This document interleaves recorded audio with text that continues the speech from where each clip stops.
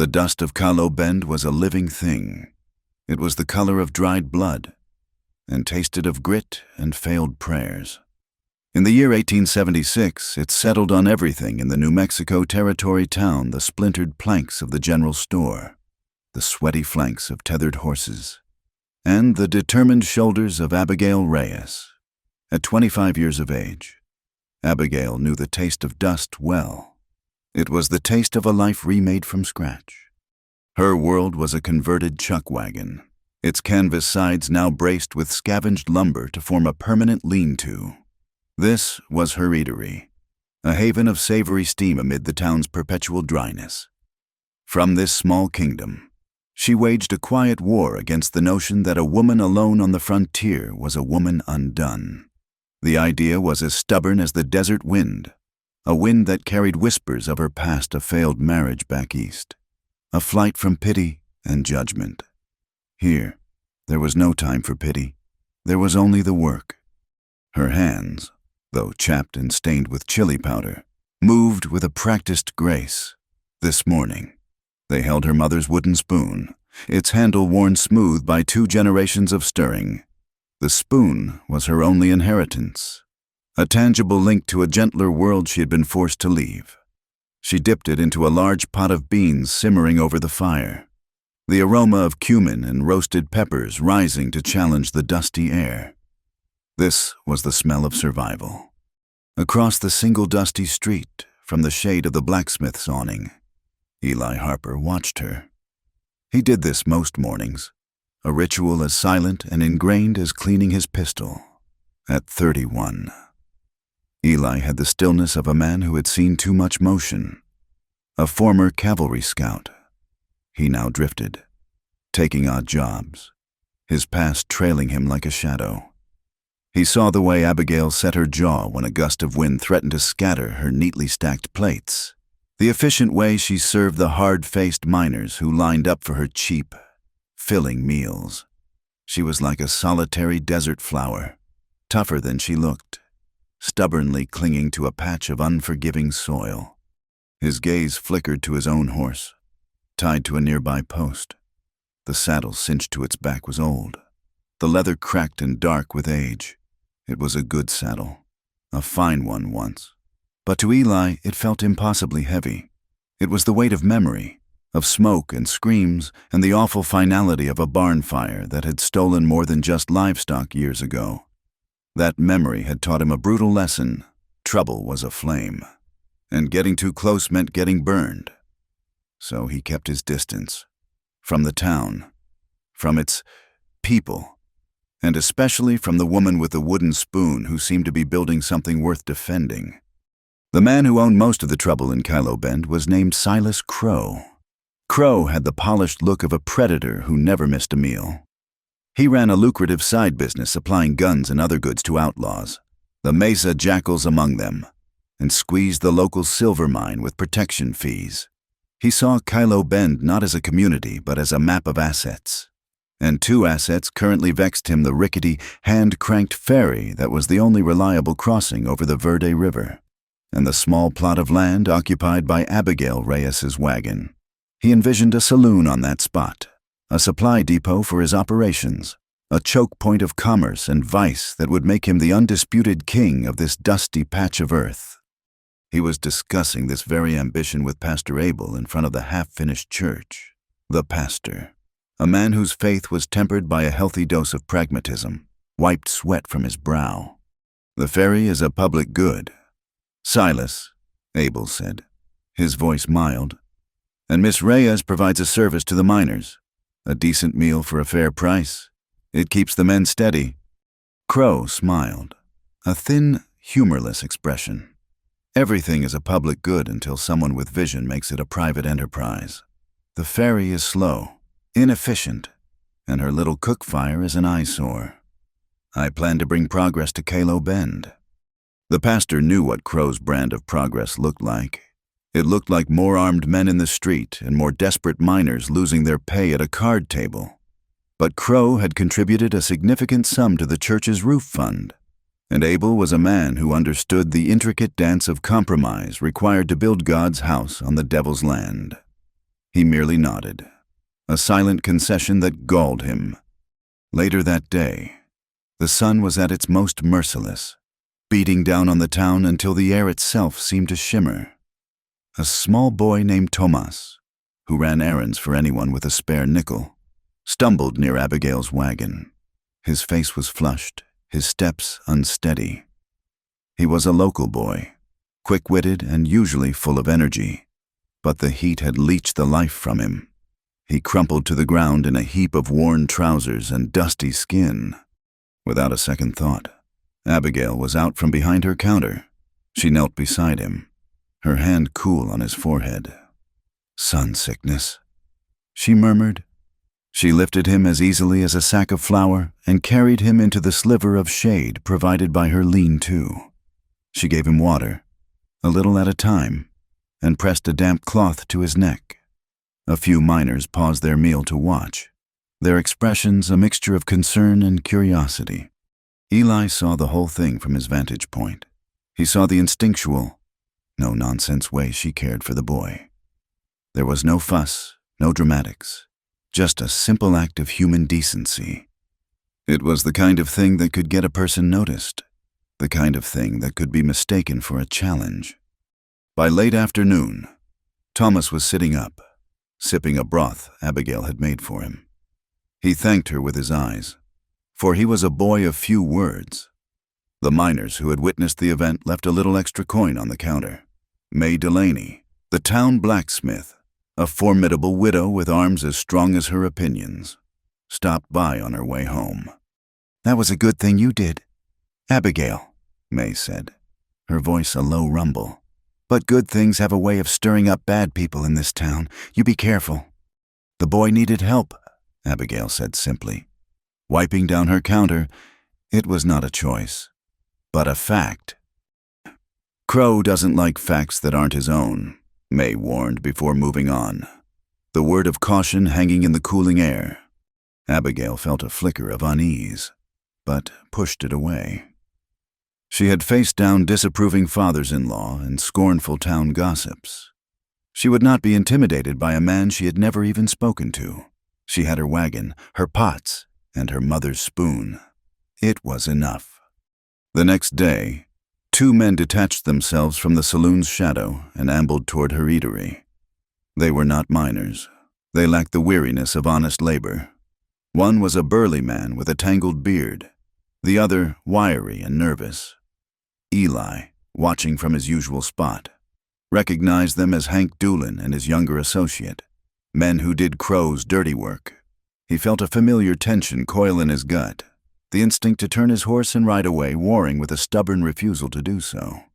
Hank leaned against her counter, his bulk blocking out the sun. "Mighty fine smell you got here." "Ma'am," he said, his eyes roaming over her setup. "Must be doing good business." "I make a living," Abigail replied, her voice even. She placed a stack of clean bowls on the counter. A small, deliberate act of normalcy. "That's good. That's real good," Hank continued, picking at his teeth with a dirty fingernail. "Mr. Crow.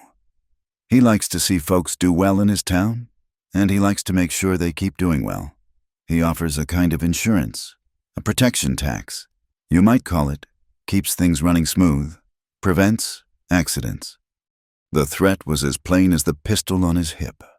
Abigail felt a cold knot form in her stomach, but her expression remained neutral. She had come too far, worked too hard, to be cowed by a cheap bully. She thought of the whispers back home, the smug faces certain she would fail. "My food is fresh and my prices are fair," she said, her chin lifting slightly. "That is the only insurance I need. Now, are you going to order something, or are you just here to block my customer's path?" Hank's smile vanished. "That's the wrong answer. Mr. Crow is a man who values cooperation."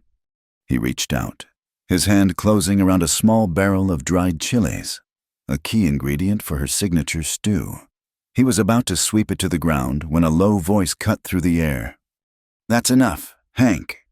It was Eli. He had not moved from his spot by the blacksmiths. yet his voice carried with an unnerving clarity. It was not loud, but it held a quality that made both of Crow's men turn. He was leaning against a post, arms crossed, seemingly relaxed, but his eyes, the color of a stormy sky, were fixed on Hank. There was no threat in his posture, but there was a history in his gaze, a promise of capability that was more potent than any spoken warning. Hank hesitated. He knew of Eli Harper. He knew the man was a former scout, handy with a gun, and possessed of a quiet intensity that most men were wise not to test. Crow paid him, but he did not pay him enough to find out just how intense Harper could get. "Just having a conversation. Harper," Hank grumbled, slowly releasing the barrel. "Looked to me like your conversation was over," Eli said, his voice still low and flat. He pushed himself off the post and took a single, unhurried step forward. It was all the encouragement Hank needed. "We'll be back," the wiry man muttered, pulling at Hank's sleeve. They retreated, melting back into the saloon's shadows. The street was silent for a moment, save for the whisper of the wind. A few miners who had been watching from a distance went back to their business, but their glances toward Abigail were now filled with a new respect. Abigail's heart was pounding against her ribs, but her hands were steady as she straightened the chili barrel. She looked over at Eli, who had already turned as if to leave. He was a stranger, a ghost who haunted the edges of the town, yet he had just stood for her. "Thank you," she called out. Eli paused, his back still mostly to her. He gave a slight, almost imperceptible nod, then continued on his way, leading his horse toward the livery. He did not look back. He had broken his own rule. He had stepped into the fire, just for a moment, and now all he wanted was to retreat before the heat could catch him. He had seen the look in her eyes, though it was not fear, it was fire, and he knew with a sinking certainty that this was far from over. Abigail watched him go, a strange mix of gratitude and apprehension churning within her. The dust settled back onto the street. The immediate threat was gone, but the promise of its return lingered. She turned back to her wagon, her domain. Her gaze fell on the wooden spoon resting on the cutting board. She picked it up, its familiar weight a comfort in her hand. They thought they could scare her away, treat her like a tumbleweed to be blown aside. They were wrong. This was her place. She had built it, and she would not let them take it. She dipped the spoon back into the pot of beans, the simple, rhythmic motion a declaration of its own. She was staying. The quiet that followed Hank Doolin's retreat was thin and fragile, like a pane of glass about to shatter. Abigail Reyes knew that the exchange had not been an ending, but a beginning. A line had been drawn in the red dust, and she was standing on the wrong side of it as far as Silas Crow was concerned. But fear was a luxury she could not afford. It did not fill bellies or pay for flour. So, she turned back to her work, the familiar motions of chopping and stirring a bulwark against the uncertainty. Resourcefulness, she had learned, was the true currency of the frontier. Coin was scarce, but a strong back, a clever mind, or a well-seasoned stew could buy you almost anything. The flimsy canvas of her lean-to offered little protection from the relentless wind. So she struck a deal with a lumberjack passing through, for 2 hot meals a day for a week. He provided her with a stack of rough-hewn planks. She worked late into the nights, after the last miner had been fed, hammering the boards into place, her small shelter slowly taking on an air of permanence. The hammering was a rhythmic declaration, "I am here to stay." Her iron stove trivet, a crucial piece of equipment, cracked under the constant heat. Replacing it would mean a long, expensive trip she could not afford.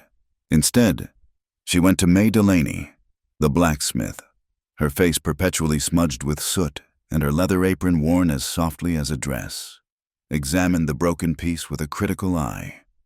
"Crow's men giving you trouble. I hear," May said, her voice a low growl as she turned the iron over in her powerful hands. "Nothing I cannot handle," Abigail replied, though the words felt hollow. May grunted, a sound of skeptical acknowledgement. This is a clean break. I can weld it. Will cost you a week of lunches for me and the boy I have helping me. It is a deal, Abigail said, relieved. And charcoal, May added, her gaze sharp. I will bring you a sack of good mesquite charcoal every Monday. You give me a fair price in trade. No one should be cooking over buffalo chips if they do not have to. It was an alliance forged in iron and smoke. May became a regular presence, her wagon delivering charcoal with the reliability of a sunrise. Young Thomas, now fully recovered from his sun sickness, appointed himself Abigail's unofficial assistant. He would arrive each morning to haul water from the town well, his small frame wiry and strong, his silence filled with a fierce loyalty. He would peel vegetables, scrub pots, and chase away stray dogs, all for a bowl of stew and a place to belong. A small, unlikely family was taking root around the cook fire, a community of stubborn souls drawn together by necessity and mutual respect. Eli Harper remained a figure in the middle distance, a silent observer, but his help, when it came, was as solid and unspoken as a shadow. One morning, Abigail found the persistent wobble in her wagon's back wheel had vanished, the axle freshly greased. She never saw him do it. Another time, as she prepared for a supply run to a larger settlement, a day's ride away, he materialized beside her as she was loading her pack mule. He did not speak, merely pressed a folded piece of paper into her hand. It was a crude map, drawn on the back of a bill of lading, showing a little-known trail through the canyons that bypassed the main road where travelers were sometimes hassled by Crow's associates. He was gone before she could properly thank him, melting back into the town's periphery. Their conversations, when they happened, were brief and stilted, circling each other like wary coyotes. He began to take his meals at her counter, sitting slightly apart from the other men. You use a heavy hand with the oregano, he remarked one afternoon, pushing beans around his plate with a fork. Abigail, who was scrubbing a large pot with a vengeance, did not look up. And you know as much about seasoning as I know about a Winchester rifle. I suppose I know what I like, he said, his voice a low drawl. A bit more cumin would give it depth, balances the heat of the chilies. She stopped scrubbing and finally looked at him, wiping a stray strand of hair from her forehead with the back of her wrist. Is that so? And what other wisdom do you have to share? Mr. Harper, should I add more salt to make the men thirstier so they buy more water? A ghost of a smile touched his lips, a rare and startling event. No, the salt is just right. You have a good hand for that. He finished his meal in silence, left a coin on the counter that was more than enough, and walked away. The exchange left Abigail feeling strangely flustered. It was the longest they had ever spoken. His quiet compliments, delivered with the gravity of a legal verdict, meant more to her than she cared to admit. That evening, she hung a storm lantern from a newly erected post in front of her eatery. The growing dusk of the high desert was swift and total, and the lantern's golden glow carved out a small circle of warmth and safety. It was a beacon against the encroaching dark, an invitation to the weary, and a quiet statement that this small enterprise was a permanent fixture. Her chile verde stew, the very dish Eli had critiqued, became her signature. The miners, who lived on a diet of hardtack and jerky, called it the working man's meal. Word spread. Soon, men from the silver mine were bypassing Crow's own food stand, a miserable kiosk that sold greasy, overpriced fare, and lining up at her wagon. The trickle of lost business for Crow soon became a steady stream. His profits were being directly threatened by a lone woman with a pot of beans. The response was inevitable. This time, Hank Doolin came alone, and he was not smiling. He arrived during the busiest part of the lunch rush. When a dozen miners were lined up, he shouldered his way to the front, his face flushed with cheap whiskey and malice. "Place smells like burned peppers," he announced loudly. "I am surprised you can get a dog to eat this slop." The miners shifted uncomfortably, but no one spoke. Doolin was Crow's man, and crossing him was a fool's errand. Abigail continued serving, her movements calm and measured. "If you are not here to eat, Hank, then you are in the way of those who are." "I am here on official town business," he sneered, puffing out his chest, "inspecting for cleanliness." He ran a grimy finger along the edge of her counter and held it up for all to see. "Just as I thought, filthy." Before Abigail could respond, Eli was there. He had moved with a fluid silence that was startling, appearing between Doolin and the counter as if from nowhere. He did not look at Doolin. He addressed Abigail. "I will have the stew," he said, his voice calm. Doolin bristled. "I'm talking to her. Harper, stay out of it." Eli turned his head slowly, his gray eyes locking onto Doolin's. "You are bothering the woman, and you are keeping me from my lunch. I suggest you move along." Or what Doolin spat, his hand dropping to the butt of his pistol. Eli did not reach for his own weapon. Instead, he moved with blurring speed. He grabbed Doolin's wrist, twisting it at an unnatural angle. At the same time, he hooked a foot behind Doolin's ankle. It was not a punch or a kick, but a simple, brutal application of leverage. Doolin yelped, his knees buckling as a jolt of pure pain shot up his arm. He stumbled backward, his gun hand useless. "I do not like trouble," Eli said, his voice dangerously soft as he released his grip. "But I dislike bullies more." Humiliated and furious, Doolin scrambled to his feet. He knew he was beaten. He could not win a fair fight, or even an unfair one, against this man, but his rage needed an outlet. As he backed away, his eyes fell on the large wooden barrel filled with the day's water. Hauled that morning by Tomas. With a roar of frustration, he kicked it. The wood splintered. The metal band snapped, and the precious water, a lifeline in this arid land, gushed into the thirsty dust. He gave them all one last hateful look, then stormed off toward the saloon. The miners muttered, their anger now outweighing their fear. One of them, a burly man named Gus, stepped forward. That was a low thing to do.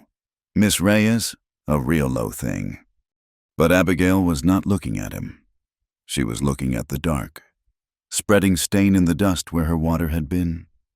It was more than an inconvenience. It was a direct assault on her ability to do business, to survive. Yet, as Eli watched her, he saw no tears, no despair. Her shoulders slumped for a single, weary moment, and then she straightened them. She walked over to the wreckage of the barrel and began to pick up the larger pieces of splintered wood, her face a mask of grim determination. Her resilience struck him with the force of a physical blow. He had seen soldiers break under less pressure. This woman, who possessed so little, was refusing to be broken. His carefully constructed wall of detachment began to crumble. This was not just her fight anymore. He could no longer stand by and simply watch. "I will help you get another one," he said. She looked up, her eyes meeting his. She saw something new in them, a shift from passive observation to active engagement. "And where would I find a barrel that Hank Doolin does not feel the need to kick?" she asked, a touch of her usual wit returning. "I know a cooper on a farmstead a few miles out of town," he said. "He owes me a favor. We can ride out at first light." Before she could agree, a figure hurried toward them from the direction of the church. It was Pastor Abel, his face etched with worry. He glanced around nervously, as if afraid of being seen. "Miss Reyes," he said, his voice low and urgent. "May I have a word in private?" Puzzled, Abigail led him behind her wagon, into the small space that served as her living quarters. Eli remained by the counter, a silent guardian. The pastor wrung his hands, his usual composure gone. "I have done a thing I am not proud of," he began, his voice barely a whisper. "I took money from Silas Crow for the church roof. I told myself it was for a greater good, but I have allowed myself to be compromised." "What is it?" Pastor Abigail asked, her patience wearing thin. It is not just about your business. It is about the ferry, Abel said, the words tumbling out. Crow means to own it. He is not trying to buy it fairly. He has a forged document, a bill of sale with a counterfeit seal from the county office. He plans to file it next week. Once he controls the ferry, he controls everything and everyone that comes in and out of Cowboy Bend, including this land. He will not stop until he has it all. The pastor's confession hung in the air, heavier than the desert heat. The broken water barrel was no longer a simple act of vandalism. It was the opening salvo in a much larger war, a war for the very soul of the town. Abigail looked past the pastor, out at the dusty street, at the lantern she had hung. Its light seemed so small now, so fragile, but it was still burning.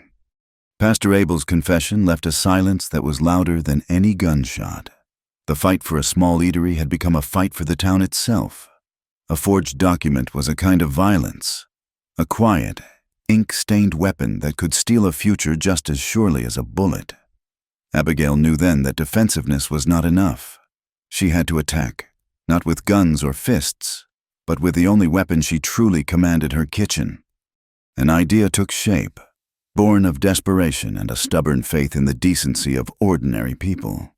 She would not simply wait for Crow's legal maneuvering to crush them. She would rally the town, not with speeches but with soup.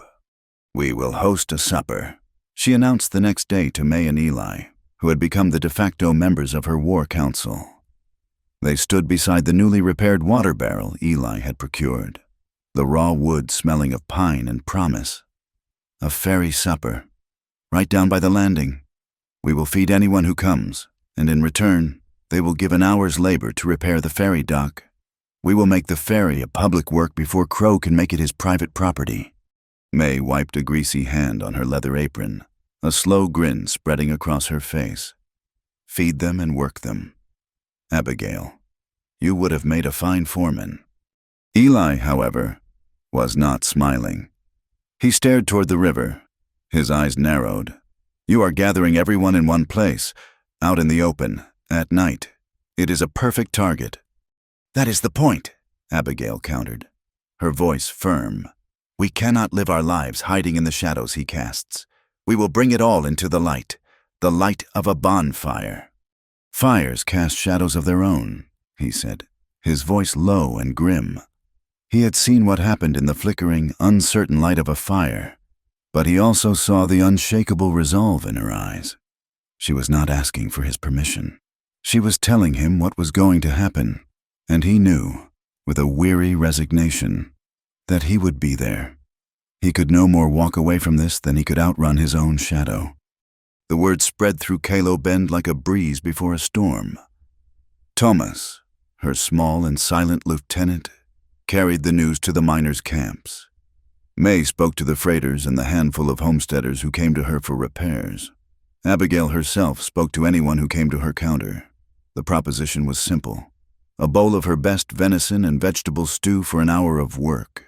No coin exchanged, just sweat and soup. It was a language the working men of the town understood.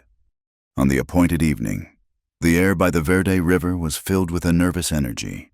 A massive iron cauldron, borrowed from May, bubbled over a roaring bonfire, sending fragrant clouds of steam into the twilight.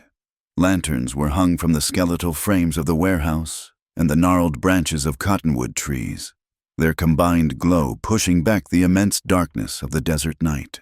The sound of hammers on wood echoed across the water as the miners, their faces illuminated by the fire, replaced rotting planks on the ferry dock. There was laughter, gruff and loud, and even the mournful tune of a fiddle played by a lanky cattle driver. For a few hours, Cowboy Bend felt less like a collection of desperate individuals and more like a community. Abigail moved through it all, the heart of the operation.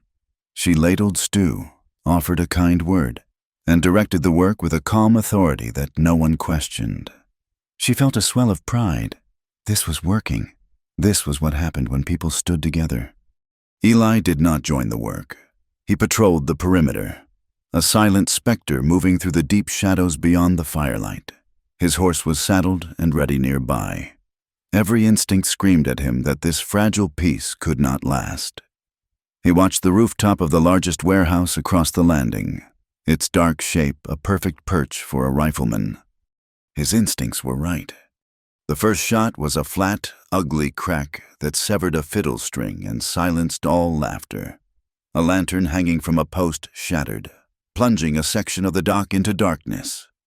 Panic erupted. Men dropped their hammers and scrambled for cover. The fiddle player dove behind a stack of barrels. From the darkness upriver, a handful of riders emerged, their forms silhouetted against the starlight. The mesa jackals, they did not charge in, but stayed at a distance, firing their pistols into the crowd to create terror and chaos. Eli reacted instantly. His focus was not on the riders, but on the warehouse roof, just as he suspected. A glint of moonlight on a rifle barrel confirmed the sniper's position. "Get down!" he roared to the men near him, his voice cutting through the panic. He vaulted into his saddle, his movements economical and swift. He did not draw his weapon. Instead, he spurred his horse into a gallop, not toward the attackers, but in a wide, looping path across the open ground in front of the warehouse. He was making himself the most visible, most tempting target. A second shot rang out from the roof, the bullet kicking up dust a few feet from his horse's hooves. He had the sniper's attention. He leaned low over his horse's neck, the wind whipping past his face as he presented a moving, unpredictable target, drawing the sniper's fire away from the chaos at the docks. Meanwhile, Hank Doolin, on foot, had used the confusion to his advantage. He burst from the shadows, his target clear Abigail. He lunged toward her, his face a mask of brutish glee. But before he could reach her, a figure as solid as an anvil stepped into his path. It was May Delaney. In her hand, she held no gun, but the heavy, short-handled forging hammer she used to shape steel. "You will not touch her," May snarled, her voice a low guttural rumble. Doolin laughed and drew a long knife. "Get out of my way, you old hag." He lunged, but May was faster and stronger than he imagined. She swung the hammer not to injure, but to block, its iron head deflecting the knife with a ringing clang that sent vibrations up Doolin's arm. He stumbled back, his eyes wide with surprise. She advanced on him, the hammer held ready, a fearsome embodiment of righteous fury. The chaos reached its peak. A stray bullet from one of the riders struck a lantern near the lumber shed, a small structure piled high with dry, seasoned pine for repairs. The lantern fell, and the oil-soaked ground ignited instantly.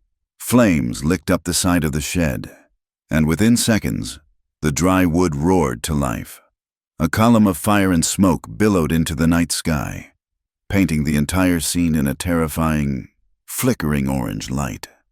For Eli, the world stopped. The roar of the fire was not the sound of burning pine. It was the roar of a past he could never escape. The smell was not wood smoke.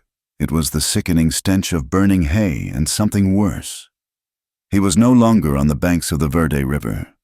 He was a boy again, standing helpless before a blazing barn, the screams of trapped animals and a person he failed to save echoing in his ears.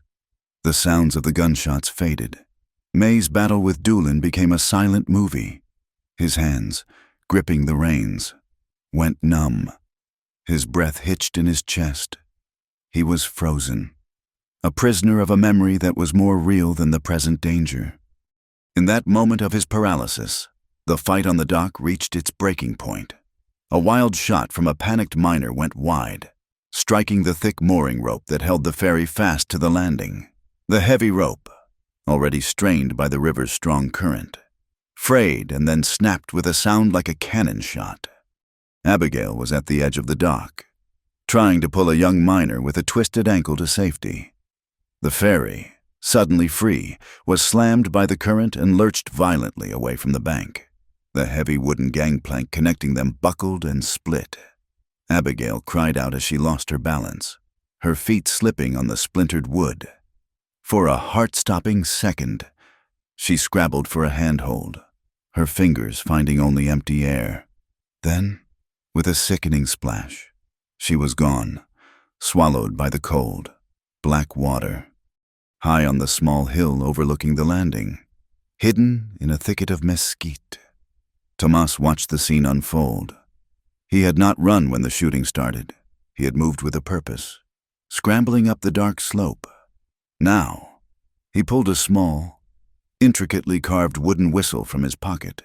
He put it to his lips and blew a sharp, piercing three-note call, the sound mimicking a night hawk. It cut through the din of the fire and the fighting. For a moment there was no answer. Then, from further downriver, in the deep darkness beyond the fire's glow, an identical call came back in reply. Help was coming. But it would not be fast enough.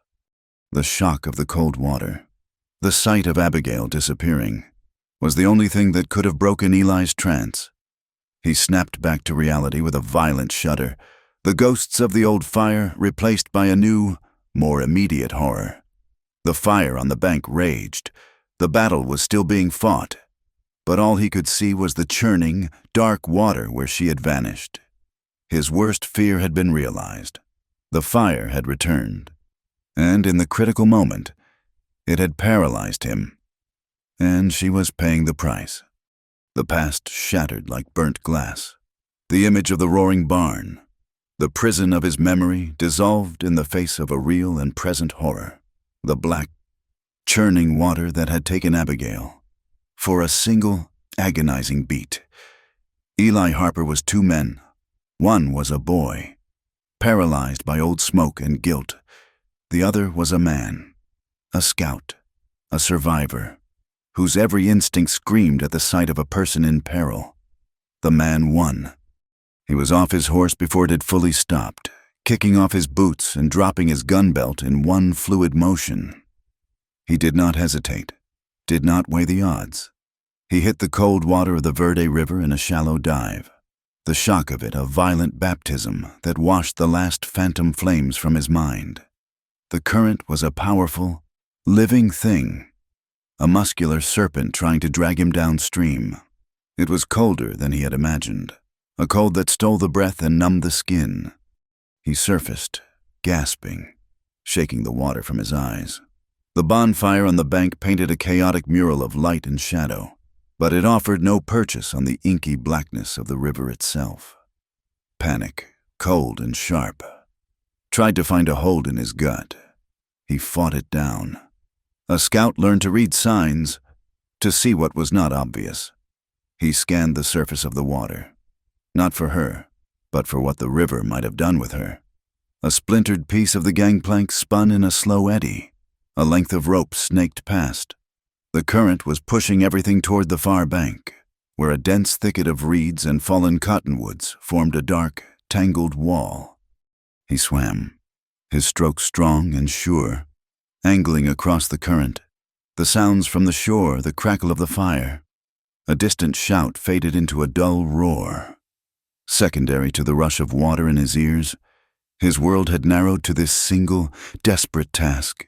He called her name, the words swallowed by the river's noise. He reached the shallows near the opposite bank, his feet sinking into the thick, cloying mud. The reeds were a dense, rustling maze, their sharp leaves like 1,000 tiny knives against his skin. He pushed through them, his hands searching, his eyes straining in the gloom.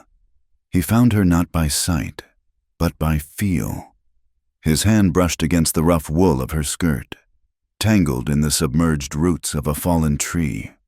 She was limp, her head barely above water, held there by the cruel embrace of the debris. He grabbed her, pulling her free from the snag. She was impossibly heavy, her dress and petticoats saturated, acting as a leaden anchor. He got his arms under her, lifting her from the water's grip. The effort was immense. A primal struggle against the river's possessive hold. He half carried, half dragged her onto a small spit of shale and rock at the base of a low cliff face, a place shielded from the chaos on the other side. She coughed, a racking, desperate sound, spitting out a mouthful of silty water.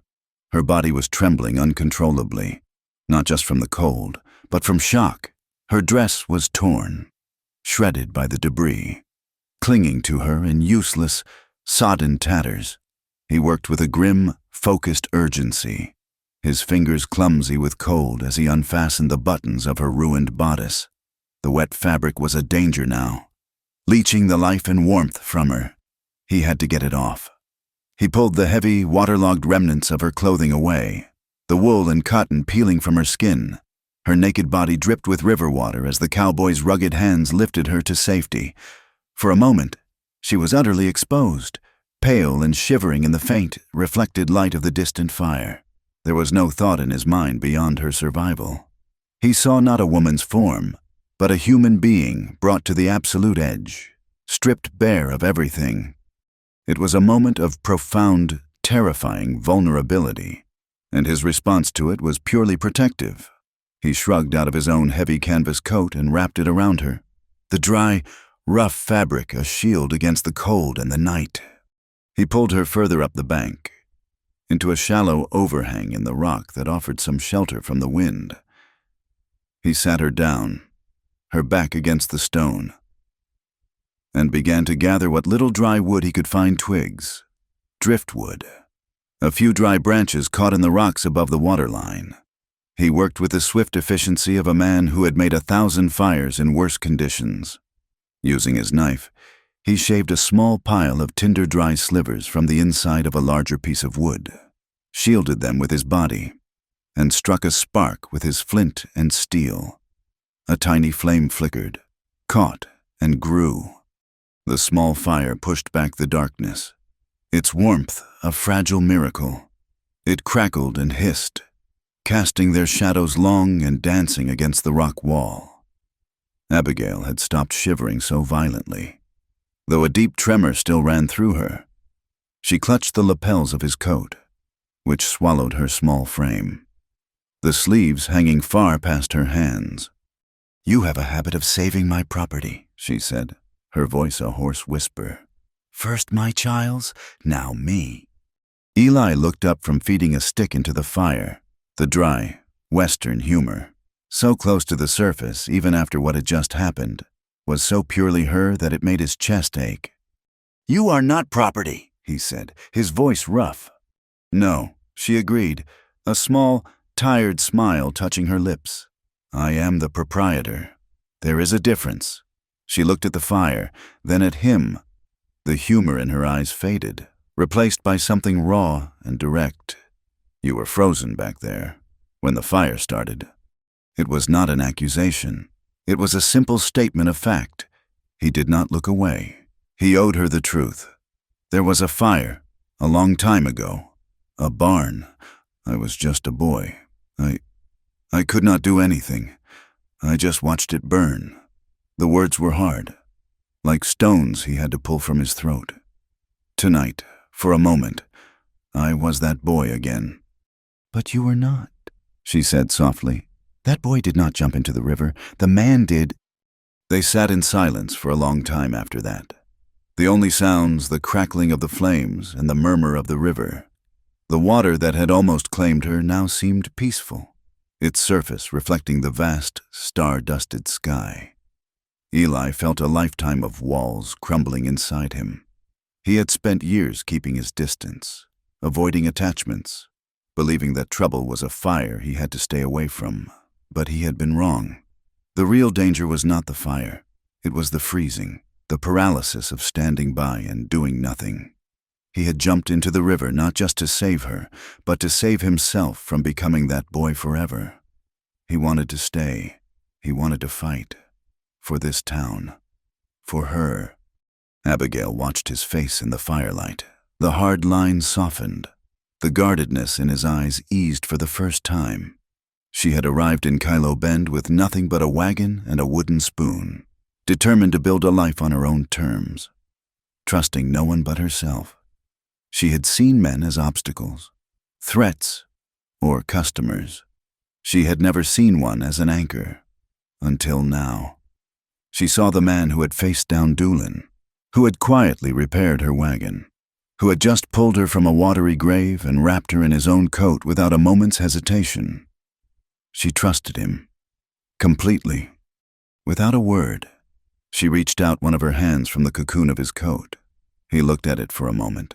Then his own hand, rough and calloused, covered hers, his fingers lacing through hers. The touch was electric, a current of warmth that had nothing to do with the fire. It was a silent agreement, an acknowledgement of a bond forged in dust and fire and water. He was no longer just an observer, and she was no longer alone. "If you do not turn tail and ride out of here by sunrise," she murmured, her thumb tracing a line over his knuckles, "I will make you the best pot of chile beans this territory has ever seen." He looked at her, his gray eyes holding an expression she had never seen before, a gentle, unguarded sincerity. "If you add a little more cumin," he said, his voice a low rumble, "I do not think I will have any choice but to stay." He leaned in, and the world narrowed to the space between them, the firelight, the sound of the river, and the profound rightness of the moment.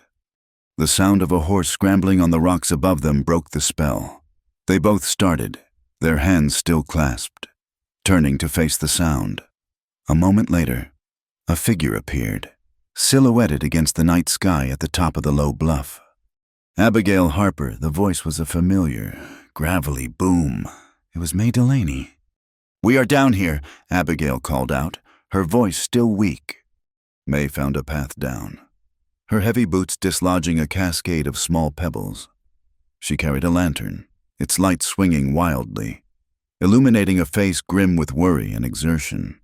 Her apron was torn and she had a nasty scrape on her cheek. "I thought the river took you," she said, her relief palpable. She took in the scene, the small fire, the shared coat. Their joined hands and a flicker of understanding crossed her features. But there was no time for that. The urgency in her eyes was too great. The jackals scattered when Thomas's friends arrived. She said, referring to the piercing whistle they had all heard, "But that is not the worst of it. Crow was not there tonight. He was busy. I just got word from a freighter who came from the county seat. Crow was there today. He met with the records clerk. He has the forged bill of sale for the ferry, and now he has an official county seal to make it look real. He bought the clerk. The law is on his side now." The warmth of the small fire suddenly felt inadequate. The quiet intimacy of their sanctuary was shattered. They had won the small skirmish at the river, but Silas Crow had just taken the fort. They were no longer just fighting a bully. They were fighting the law itself. Eli's hand tightened on Abigail's. Their battle had just become infinitely more dangerous. May's words fell upon the small, firelit sanctuary like stones into a still pond, and the fragile warmth of the moment vanished. A bought and paid for county seal was a weapon far more potent than the Mesa Jackal's pistols. It was the law itself, twisted into a cudgel to beat them into submission. Back on their own side of the river, amidst the lingering smell of smoke and the wreckage of the ferry supper, the grim reality settled in. They had won the physical fight, but the war had moved to a battlefield of paper and ink, and they were desperately outmaneuvered. The next morning, Abigail did not despair. She strategized. While stirring a pot of cornmeal mush, she laid out a plan to Eli and May. "If Crow wants to use the law, then so will we," she said, her voice flinty. "This eatery, the dock repairs, we have invested labor. We have made improvements. There is a provision in the territorial statutes, a squatter's claim based on land development. It is a long shot, but it is a shot." 2 days later, she stood in the dusty, makeshift county clerk's office in Calo Bend, a room that smelled of stale paper and chewing tobacco. The clerk, a balding man with nervous eyes who owed his position to Silas Crow, looked at her petition with open disdain. Riverbank improvement rights, he scoffed, not bothering to hide his amusement. "Ma'am, you have a chuck wagon and a lean-to. That is not an improvement. That is an obstacle." "It is a business," Abigail stated, her voice calm and level. "One that feeds the men who work in this territory. And the community repaired the public ferry landing on that land. That is an improvement. She pushed a second sheet of paper across the scratched wooden counter. It was a ledger, the same one from the supper, filled with the signatures and marks of 24 miners and freighters. They are my witnesses. Behind her, May Delaney stood with her arms crossed, her presence as solid and unmovable as her anvil. Beside her were Gus and 2 other miners, their faces scrubbed clean, their expressions grimly resolute. The clerk's smirk faltered. He could dismiss a lone woman, but he could not so easily dismiss a delegation led by the town blacksmith. With a sigh of theatrical exasperation, he took the papers and slammed a stamp onto them. "Filed," he muttered, not meeting her eyes. "Do not expect it to mean anything."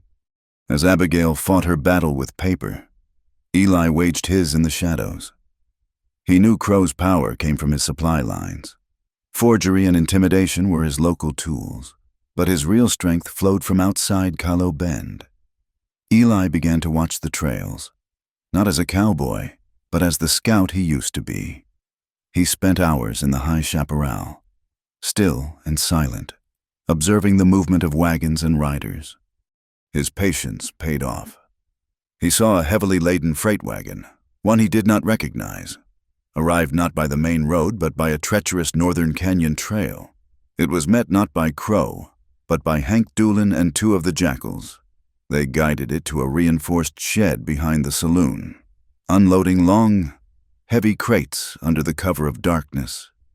Eli was too far away to see the contents, but he knew the weight and shape of rifle boxes when he saw them. Crow was not just a bully. He was an arms dealer, and a major shipment had just arrived. He brought the news back to Abigail and May. The fight had escalated once more. This was bigger than a ferry. This was about turning their town into a fortress and armory for a band of outlaws. "A piece of paper in a dusty office is not going to stop this," May said, her voice a low growl. "We need a real lawyer, and we need to get the word out beyond Cowboy Bend, to the territorial marshal, maybe a newspaper." "Lawyers and newspapers cost money," Abigail countered, wiping her hands on her apron. "Money we do not have." She looked at the simmering pot on her stove, at the faces of the hungry men who relied on her. And once again, the answer was right in front of her. "So we will raise it, the same way we fixed the dock, with food and community." The idea of the Justice Supper was born. It was an even more ambitious plan than the first. This time, it would be a full-day fair, held in the center of town. There would be food, of course, Abigail's best, but there would also be games of skill, a horse race, and an auction of donated goods and services, a day's work from May, a load of firewood from a homesteader, a hand-stitched quilt from the pastor's wife. Every nickel raised would go into a legal fund. And Abigail had sent a letter via a trusted freighter to the editor of the Santa Fe newspaper, a man known for his anti-corruption stance, inviting him to see firsthand how a frontier town was standing up for itself. The day of the fair dawned bright and clear. A festive atmosphere, defiant and hopeful, filled the dusty street.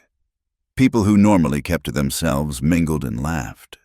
For the first time, Cowboy Bend felt like a town with a future. Abigail's eatery was the heart of it all, a constant hub of activity. May, having appointed herself chief of security, patrolled the grounds, her presence a clear warning to any would-be troublemakers. Eli moved on the edges, his watchfulness a silent, reassuring counterpoint to the celebration. The centerpiece of the fundraising was the witness ledger. Abigail had it on a sturdy table, where people could add their names in support of her land claim, each signature accompanied by a small donation. The book was becoming more than a legal document. It was a symbol of their collective will. Pastor Abel was there, though he seemed a shadow of his usual self. He moved through the crowd with a forced smile, his eyes avoiding Abigail's. He had made a donation to the fund, an act that seemed to cause him physical pain. He was a man caught in a web of his own making, his conscience at war with his compromised past. As the afternoon sun began to dip toward the horizon, casting long shadows across the street, the disruption came. It was not a frontal assault. It was a cunning, coordinated strike. A staged fight broke out at one end of the fair, drawing May and several other men to break it up. On the other side, a horse, its flank slapped by a hidden rider, bolted, scattering a group of women and children. In the ensuing chaos, while all eyes were diverted, a wiry figure darted to the table where the ledger lay. It was Hank Doolin's younger associate. He snatched the book, tucked it under his arm, and sprinted for the alley behind the saloon. It happened so fast that by the time people realized what was going on, he was gone. Abigail's heart sank. All their work, all that proof, vanished. She saw Pastor Abel standing nearby, his face pale, his expression one of anguish. He had been standing right there. "You saw him," she cried, rushing over to him. "Why did you not do something, yelled Trip him?" The pastor could not meet her gaze. He stared at the new roof of his chapel, visible over the top of the general store. I was startled," he stammered. It was a feeble excuse, and they both knew it. The shame was written all over his face. He was bound by Crow's silver, but the thief had not gone unseen. Eli had been watching the whole fair, not just the obvious threats. He had noted the men starting the fight, the rider who spooked the horse. He saw the pattern, the coordinated diversion, and he had seen the wiry man make his move. He did not give chase through the crowded street. He simply moved, fading into the shadows of the blacksmith's shop, his long strides eating up the ground as he took a parallel path to cut him off. He emerged onto the path that led to the small wooden footbridge crossing the deep arroyo behind the town. He was waiting when Hank Doolin, who had been orchestrating the chaos, came to meet his runner. The book was passed between them. "There you are," Eli said, his voice calm. He stood in the middle of the bridge, blocking the way. Doolin and his man froze. "Get out of the way." "Harper," Doolin snarled, his hand going to his gun. "This is not your concern." "That book is my concern," Eli said, taking a slow step forward. "It belongs to the town." "The town belongs to Mr. Crow," Doolin shot back, "and so does this book."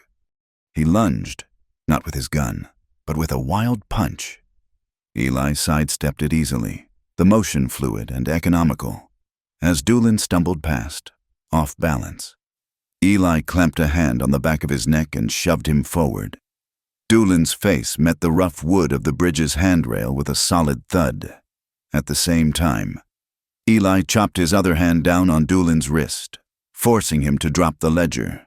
It fell to the planks with a soft thud. The younger man, seeing his boss so effortlessly handled, dropped his own weapon and backed away, wanting no part of the quiet scout. Eli picked up the book. He held Doolin pinned against the rail, his grip like iron. "Go back and tell Crow," he said, his voice a low, dangerous whisper in Doolin's ear, that his ink can be erased and his bullies can be broken. He gave one last, powerful shove, sending Doolin staggering, then released him.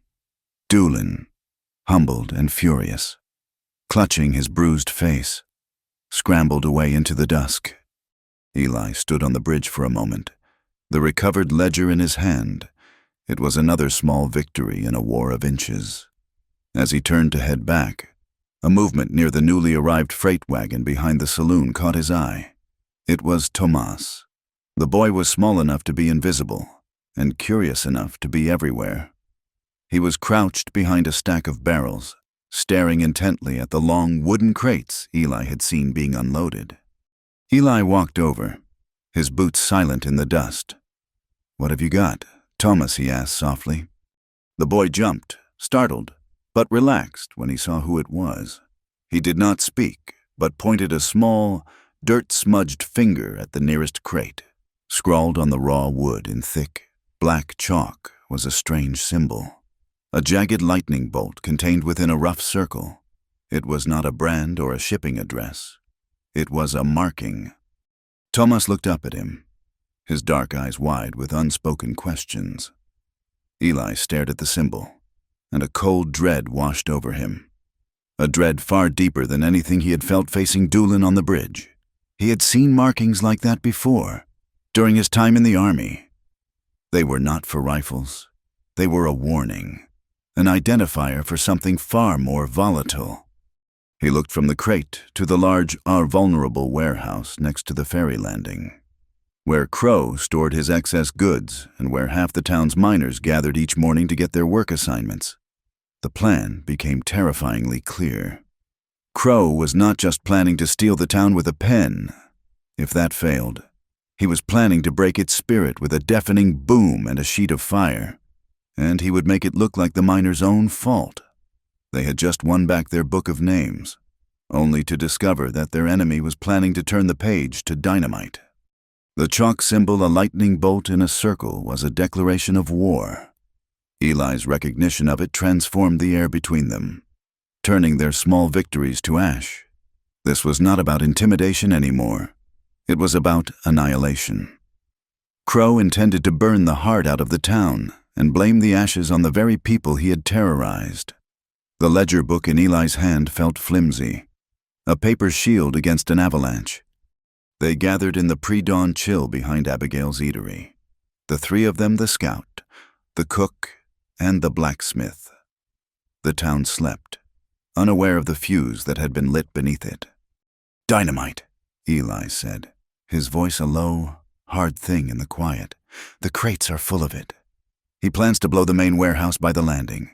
He will say it was the miners, disgruntled over pay, and use the chaos to declare martial law with his own men."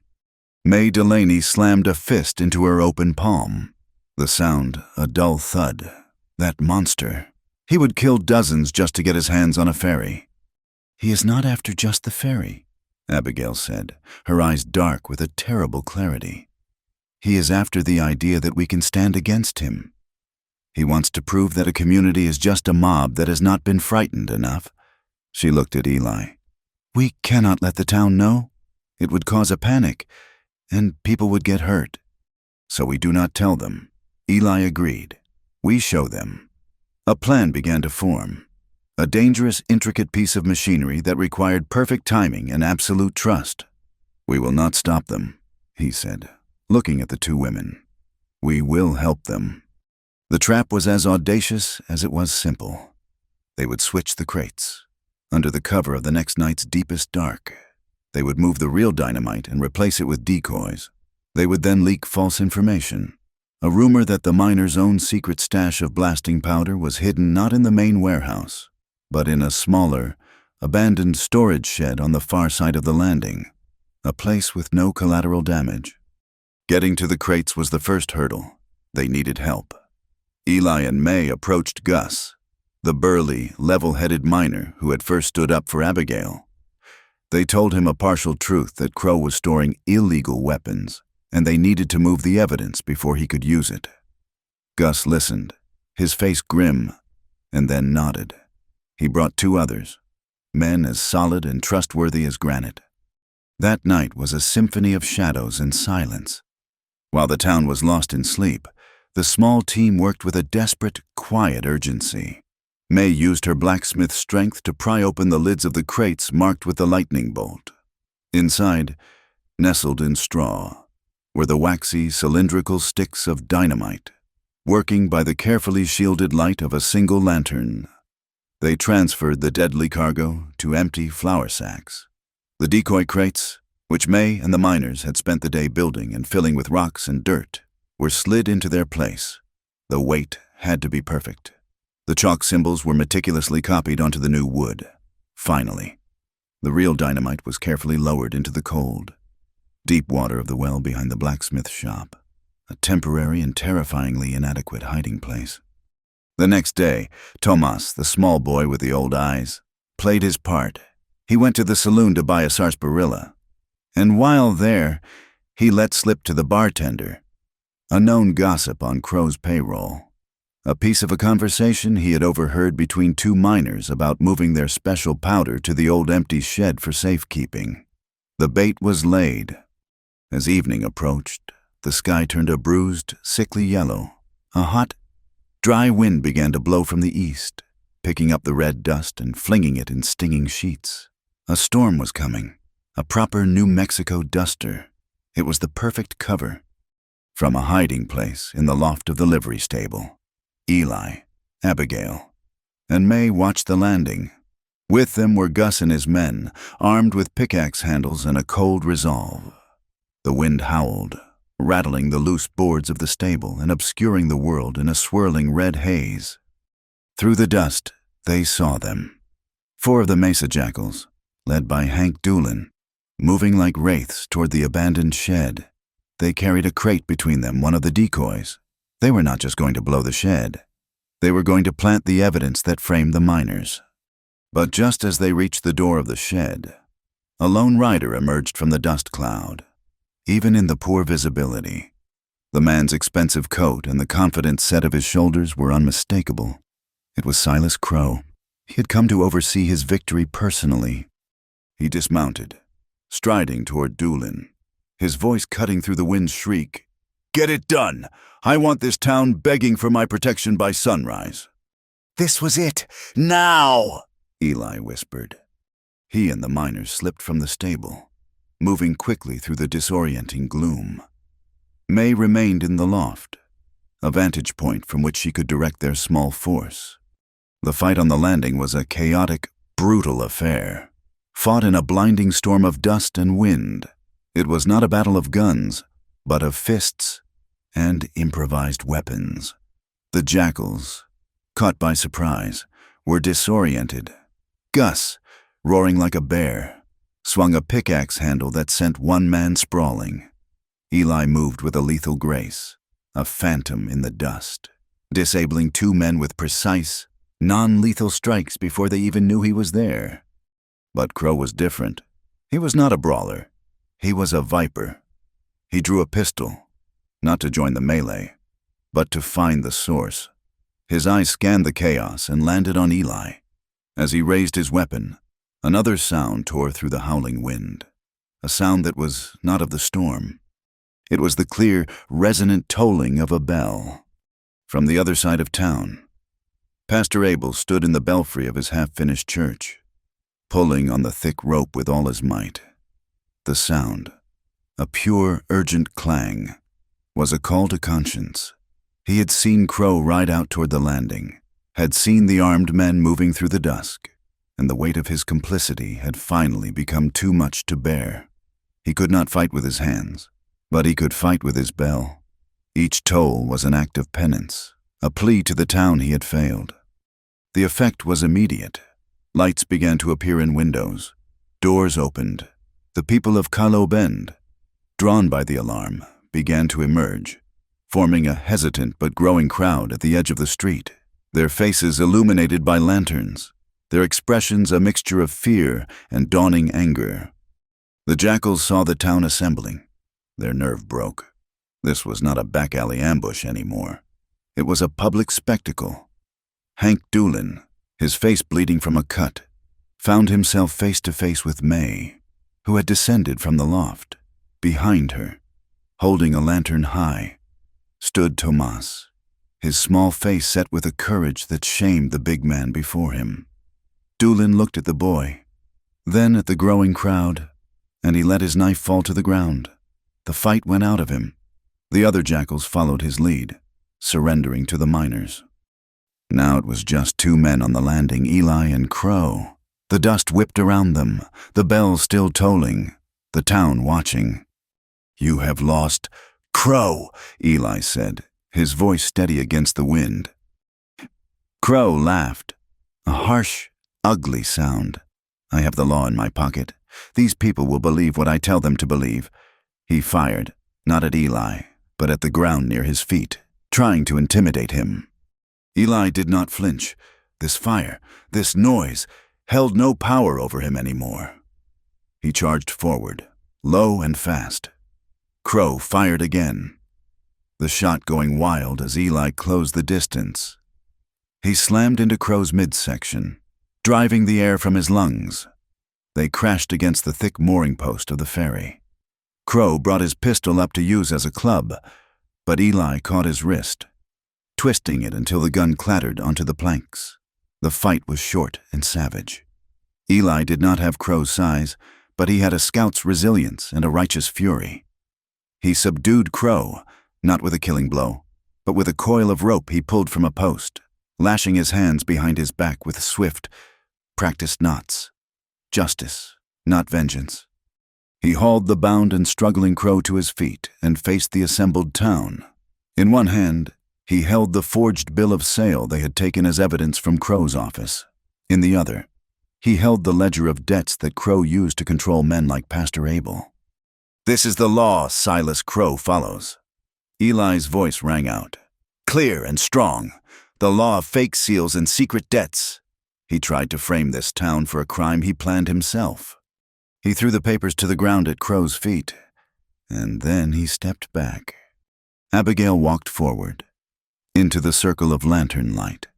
The wind whipped her hair across her face, but she stood straight and tall.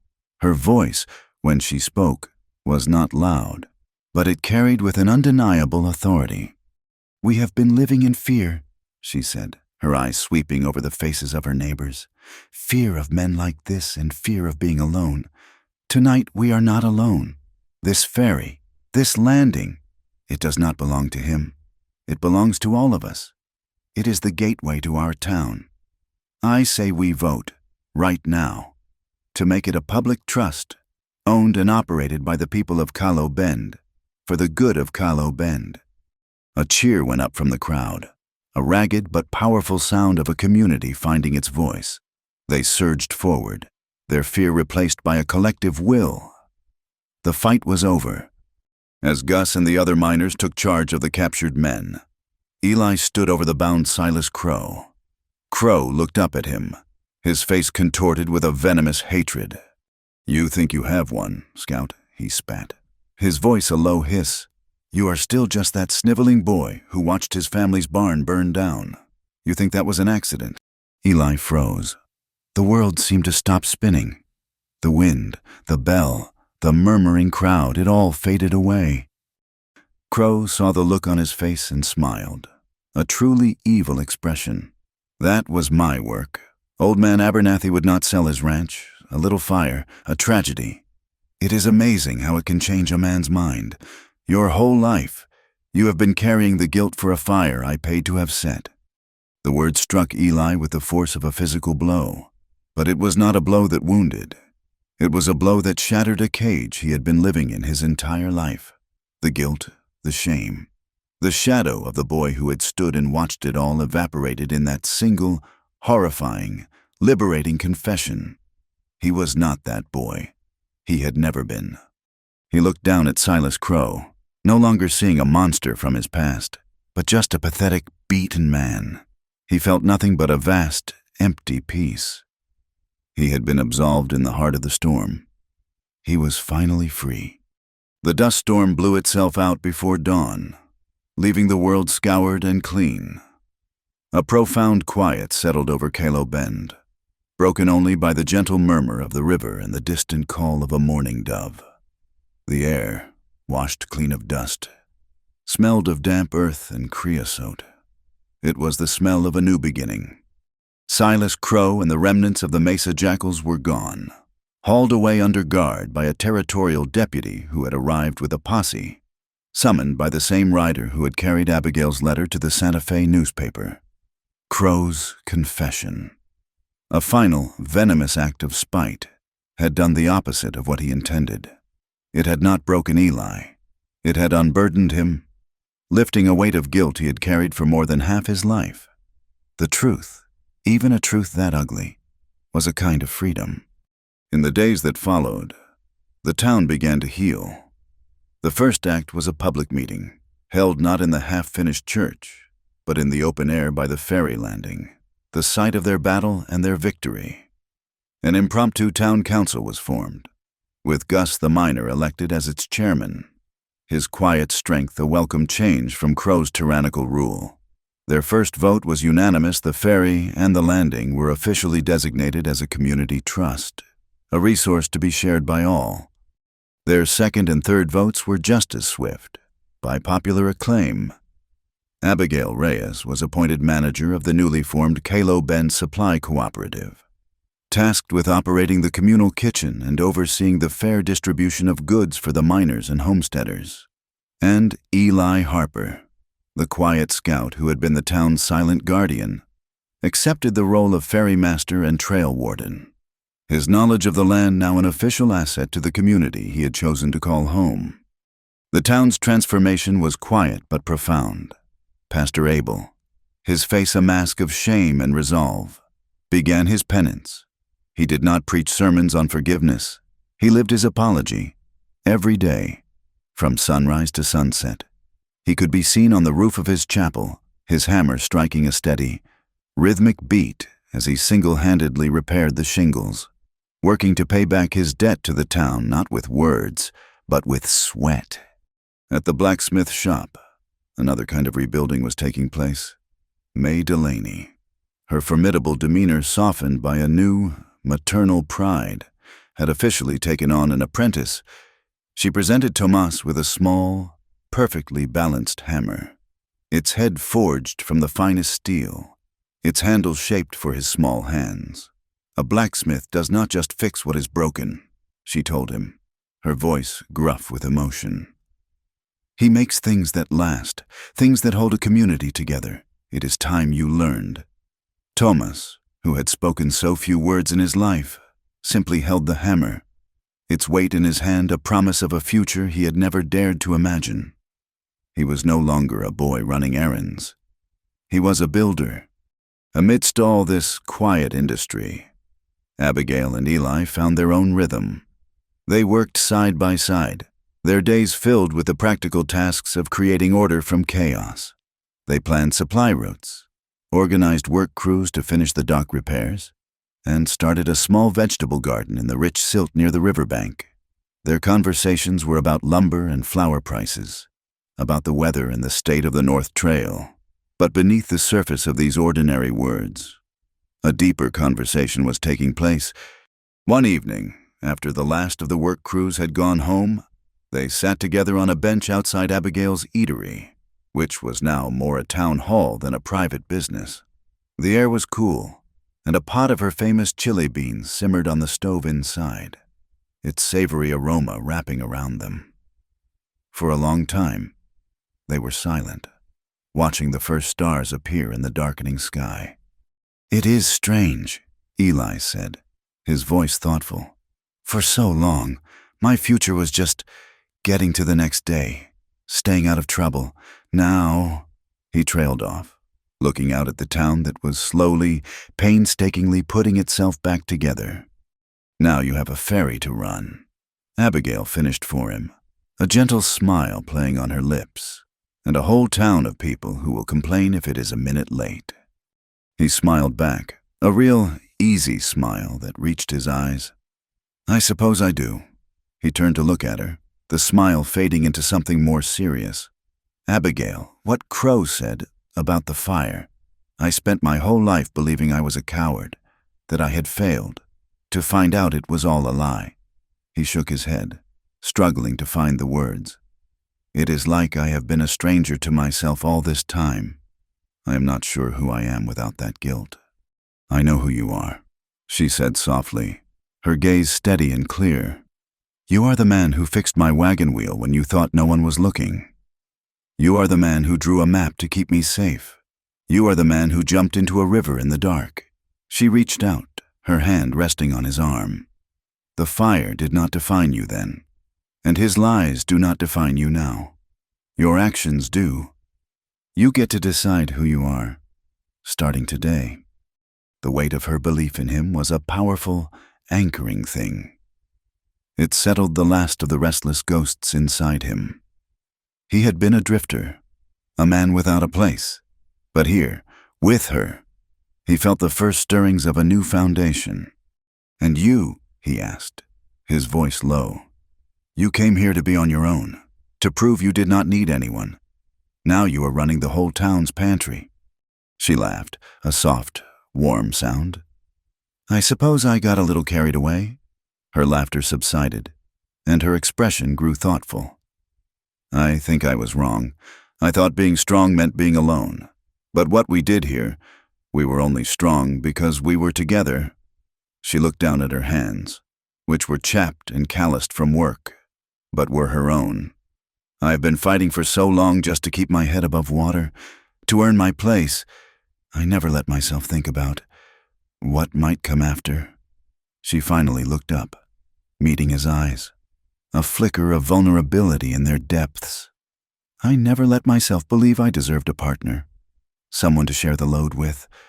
The unspoken words hung in the air between them. This was the true conversation, the one about the future, about them.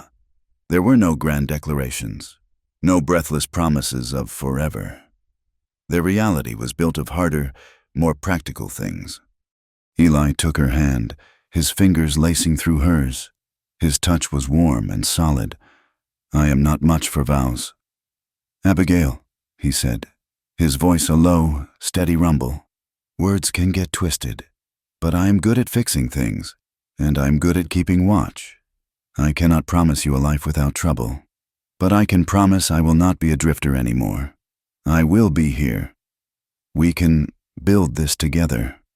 Together, she repeated, the single word, a promise of its own. It was more than she had ever hoped for, and everything she now knew she needed. Later that night, long after the town had gone to sleep, a light still burned in her small home. The pot of beans bubbled quietly on the stove. Eli's heavy canvas coat, the one he had wrapped her in by the river, was draped over the back of a chair. The sound of quiet laughter drifted out into the cool night air. It was the sound of two people, weary from battle, finding a peaceful harbor in each other. It was the sound of a home being built, not with lumber and nails, but with shared work, mutual respect, and the quiet understanding that love, like a good cook fire, was not about a single blazing inferno, but about the steady, patient tending that keeps the embers glowing warm and bright through the long, dark night.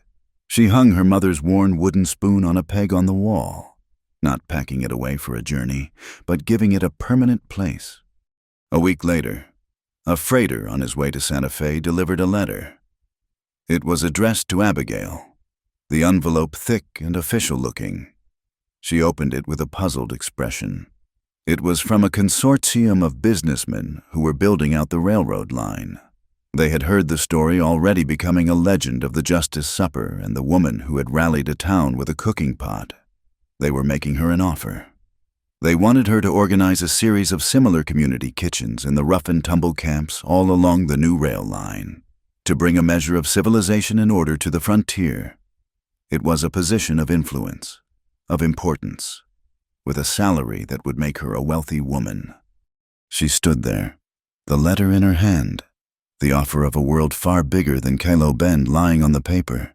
It was a chance to take her fight, her ideals, and prove them on a grand stage. It was everything she had ever thought she wanted: independence, recognition, success on her own terms. She looked up from the letter, her gaze going to the window. Outside, she could see Eli on the newly repaired ferry dock, showing Tomas how to properly splice a rope. The sun was rising, casting a golden light on the river, the same river that had almost taken her. The temptation in her hand was a powerful lure, a path leading away, but the life she had just begun to build, the life she had just admitted she deserved, was right here. The letter in Abigail's hand was heavy with the weight of a different life. The crisp paper promised influence, wealth, and a stage far grander than a dusty street in the New Mexico territory. She could almost taste it, the electric energy of the railroad camps, the satisfaction of taming the wild frontier with order and a well-run kitchen, the sweet vindication of becoming a woman of means and reputation, silencing the ghosts of her past for good. It was the future she might have dreamed of a year ago, a solitary victory won on her own terms. She looked out the window, past the words on the page. Eli was on the dock with Tomas, his head bent close to the boys as he demonstrated the intricate art of a bowline knot. The morning sun caught the silver in his hair, and his movements were patient and sure. He was no longer a ghost haunting the edges of the town. He was its anchor. She saw May emerge from the blacksmith shop, wiping her hands on her apron, calling out a gruffly affectionate insult to them both. A few of the miners' wives were tending the new garden plot by the river, their laughter carrying on the morning breeze. This was not a solitary victory. This was something far more fragile and infinitely more precious. It was a home, built not on paper and profits, but on shared struggle, mutual trust, and the stubborn belief that people could be better together than they were apart. The life the letter offered was about building an enterprise. The life she had here was about building a community. She did not tear the letter up. She folded it neatly and walked out into the sunshine. "That is a serious look," Eli said as she approached, his eyes crinkling at the corners. "Did the flower merchant raise his prices again?" "Something like that," she said, handing him the letter. He read it, his expression unreadable. Thomas looked back and forth between them, his dark eyes missing nothing. When Eli finished, he folded it and handed it back to her. He did not ask what she was going to do. He simply waited. "It is a fine offer," she said, her voice clear and steady. "And they need what we have learned here. A community does not just happen. It has to be fed. It has to be tended." She looked at the hopeful, bustling life around her. "But my kitchen is here. My partners are here." She met his gaze. "I am going to write back with a counteroffer. I will not go on a tour, but I will help them create a manual, a guide for setting up these kitchens. I will train the first person they hire, right here in Cowboy Bend, and when this town is truly on its feet, maybe in a year or two, I will travel to the camps to help them train others. The work needs to be done, but my roots are here now. I am not ready to be transplanted." A slow smile spread across Eli's face, a smile of such profound relief and warmth that it made her heart feel like it was expanding in her chest. He did not say a word. He just reached out and took her hand, his calloused palm fitting perfectly against hers. 2 months later, Cowboy Bend celebrated. The new ferry, christened the Common Good, was officially launched. The entire town, and homesteaders from miles around, gathered at the landing. The air was thick with the smell of fresh-cut pine and Abigail's chile verde, simmering in the same massive cauldron they had used on that terrible, transformative night of the fire. The stew was a deliberate choice, a symbol that the things that had tested them could also be the things that brought them together to celebrate. The mood was joyous, a stark contrast to the fear that had once defined their lives. Pastor Abel, his chapel roof now complete and his spirit lighter, gave a short, humble blessing. Gus, the miner-turned-chairman, gave a clumsy but heartfelt speech about neighbors helping neighbors. Children chased each other along the riverbank, their laughter unfettered by the shadows that had loomed for so long. During the celebration, May Delaney, her face scrubbed clean and wearing what looked suspiciously like a new dress, pushed a rolled-up document into Abigail's hands. "This needs your signature," she said, her tone businesslike. Abigail unrolled it. It was an official deed from the territorial office. It listed the owners of the Cowboy Bend Ferry and Landing Trust.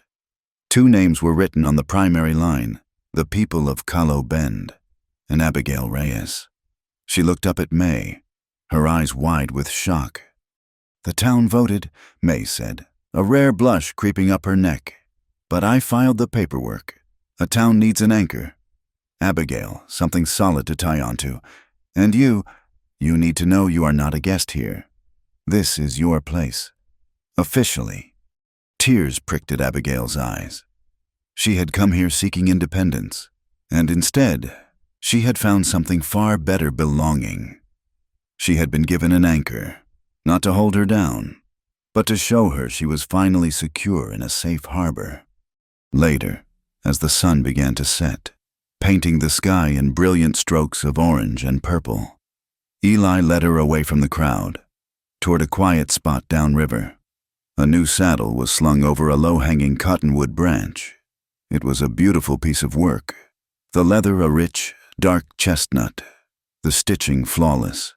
It was a stark contrast to the old, battered saddle he had always used, the one that had seemed to carry the weight of his past. Your old saddle was a fine one, she said softly. It was, he agreed, running a hand over the new leather. It belonged to a man who was always looking over his shoulder, a man who was ready to ride away at a moment's notice. He turned to her, his gaze direct and full of a quiet, settled joy. This one belongs to the ferrymaster, a man who is planning on staying put. He pointed to a detail on the saddle's skirt, a piece of tooling so fine she had not noticed it at first. It was a small, intricately carved flame, no bigger than her thumb, its lines elegant and full of life. It was not a depiction of a raging inferno, but of a steady, contained fire, a hearth fire, a flame of hope. She reached out and traced the small flame with her finger. It was the symbol of everything they had been through and everything they were building. The destructive fire of his past and her past, redeemed and transformed into a source of warmth and light. They stood together by the river's edge as the last light of day faded, the water flowing past them, smooth and peaceful now. It was the same river that had nearly swept her away, the same river that had been the backdrop to their darkest hour. But tonight, it reflected the tranquil beauty of the evening sky. It had washed away the old fears, the old guilts, and left behind this clean, quiet peace. The river knew the way. It was always moving forward, carrying the past with it but never being trapped by it. Like the river, they had found their course. Their love was not a sudden, violent flood, but a deep, steady current, shaped by the landscape of their lives. It was like tending her cook fire, she thought.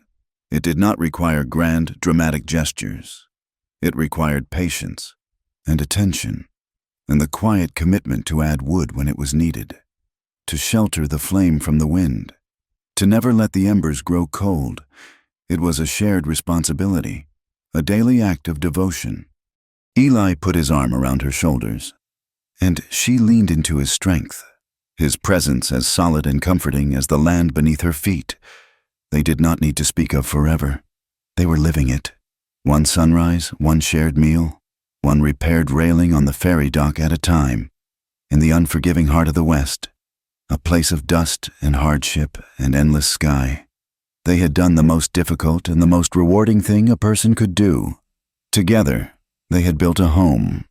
Thank you for listening to our story. We invite you to comment below with where you are listening from so we can all connect. Please be sure to subscribe to our channel Wild West Night and like the video.